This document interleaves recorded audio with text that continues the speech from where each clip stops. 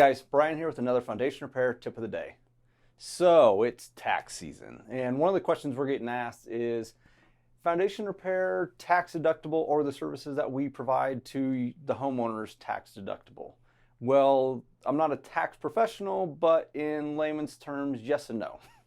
Yes, they are deductible if your home qualifies as a home office, or if you rent out a portion of your home or all of your home to another resident and it's a form of income.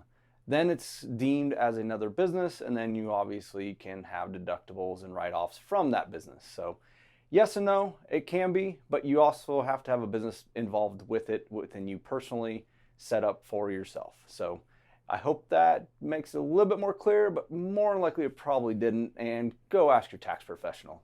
And that's your foundation repair tip of the day.